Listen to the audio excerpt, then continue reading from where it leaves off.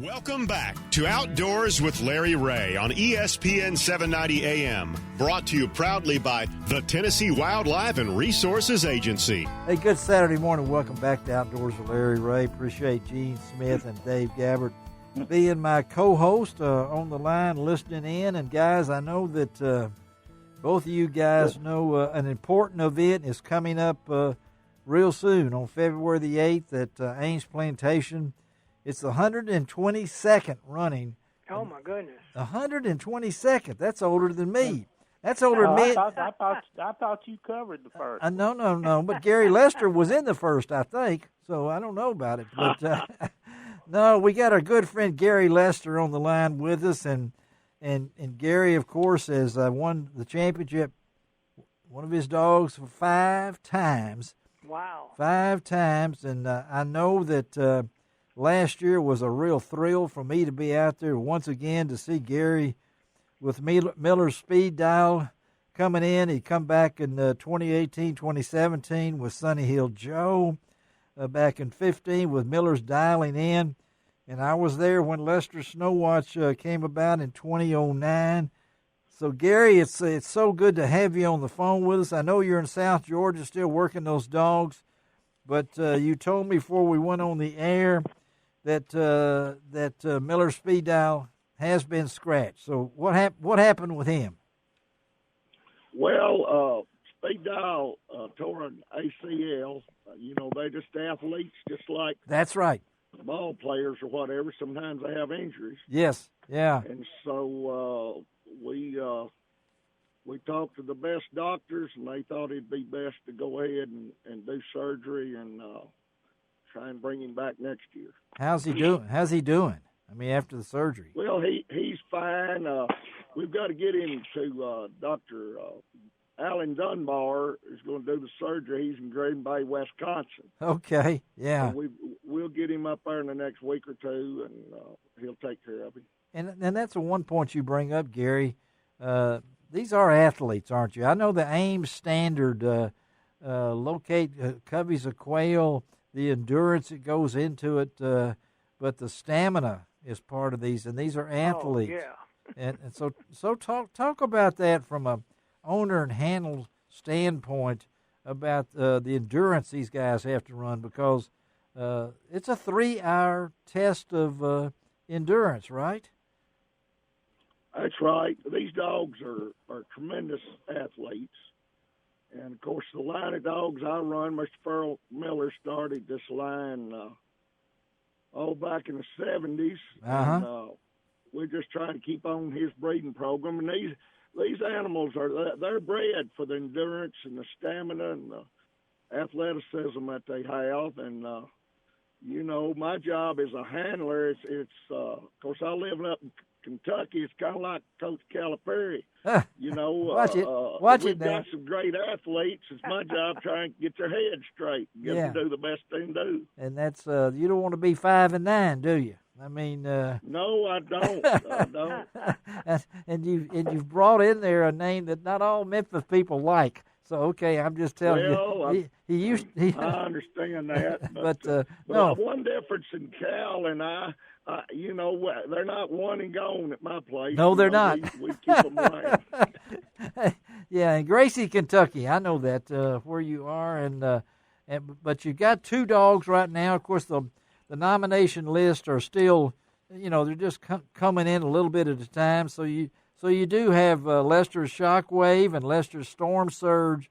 Now you told me that you had to scratch another one that you had. I think you said you had 5 in there at one time. So well, I had 4, and I've had 2 scratch. Yeah, okay. I didn't enter one of them because he had a spine infection, and then we entered Speed Dial, but we had to scratch him because he's tore ACL. Yeah. So we're down to 2, but it just takes one, and we're going up there with high hopes of winning another championship.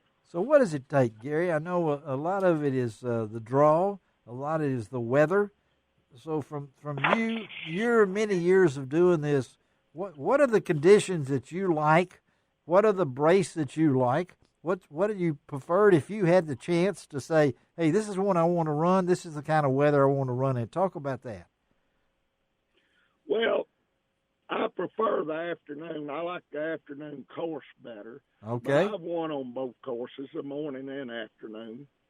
The breakaway scares me on the morning course. It just encourages a dog to go the wrong way, the way the land's laid out. That's right. Those Yeah. dogs are fresh and excited there. Sometimes they go too far before they realize they're going the wrong way. But I've won from it being hot and in a short sleeve shirt to it snowing. It's just when the birds are moving. Those birds, they don't put out much scent if they're just huddled up in a covey. Yes. But if they're out walking around and feeding, they put more scent off, and it's easier for the dogs to find them. Well, we work real hard to breed dogs that got that super nose and got the ability to smell them. And how far those dogs run in a day? Well, I don't know how long the course is, Gary. Do you? It's a 3-hour course. I mean, they can run as up to 16 miles or something like that. I don't remember exactly. Something like that probably. A dog will run, about 12, 15 miles an hour. Yes. Yeah. And you guys got to keep up. Cover a lot of country. And you guys got to keep up with them. I mean, that's what you. Well, of course, the dog. We're just kind of going, as the course goes, and the dog's hunting both sides of the course. Yeah. Around all the fields and all, so he'll cover a lot more ground. My horse, they ride kind of slow at the Nationals, so my horse will probably cover about 10 or 12 miles. It's a pretty amazing thing to do. And folks, again, there are some restrictions this year. Brian Hall, you'll have to pick up your lunch and things along that line. But one thing about the national championship, and I know Gary will say this, if you've never been, it's an easy way to you can drive the roads, folks, and social distance and watch some of the dogs run and work across those roads, can't you, Gary? I mean, yes, a horse will put you right there, but it's still a chance to see him run right past you, right?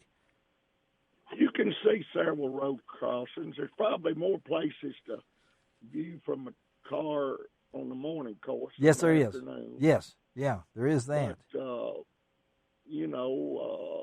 more people, the better. It adds to the excitement. It does, and, yeah. This is a great, great sport. This is the 122nd year. Amazing, yeah. It's one of the oldest sports in the United States, and just tradition, of southern U.S. Quail hunting, and it's nothing like it. Horseback quail hunting. I have certainly enjoyed it. I've been blessed to be able to go lots of places, enjoy my animals, and meet lots of wonderful people. You have, yeah. But one thing I appreciate about Gary Lester, he's not ashamed of his faith. He's not ashamed of the sport he's in, and he's a great ambassador for the sport. And I know, Gary, let's take you back to 2009 and Lester Snow Watch. I remember that. And then here we go, 4 championships later.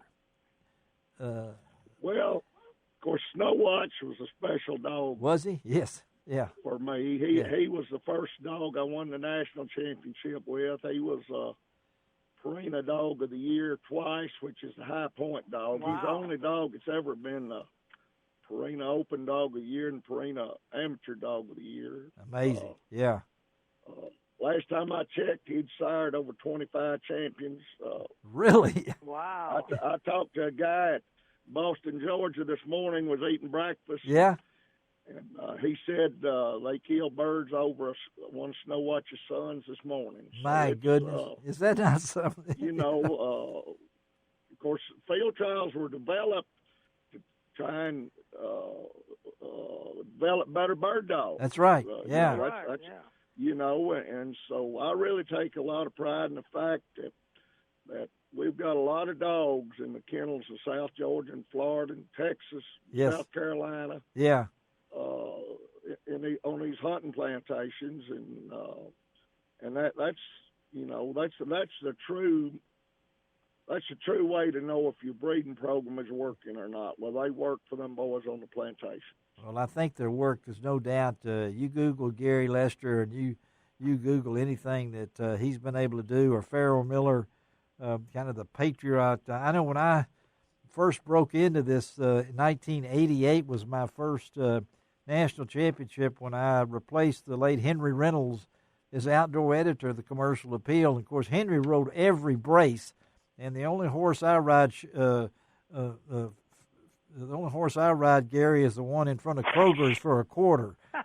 So I was in the Jeep with Gus. I think that Jeep in 2009 when Lester won and was out there. But Gary, thank you for being with us this morning, buddy. We look forward to seeing you out there. Wish you success. Carry on that tradition. And, folks, it's a great event. Starts February the 8th at Ames Plantation. If you've never been, check it out because it is a 122 years tradition. Gary Lester. Hey, Larry? Yes, sir. If you don't ride much, I've got a horse that hasn't been rode much. I might get along pretty good. Oh, my goodness, yeah. That could be dangerous. That could be dangerous, Gary. Hey, Gary, I'm 77. I just got my physical. And he said, come back. I just got a procedure done. And he said, I won't see you till you're 84. I said, do you know something I don't know? Okay, so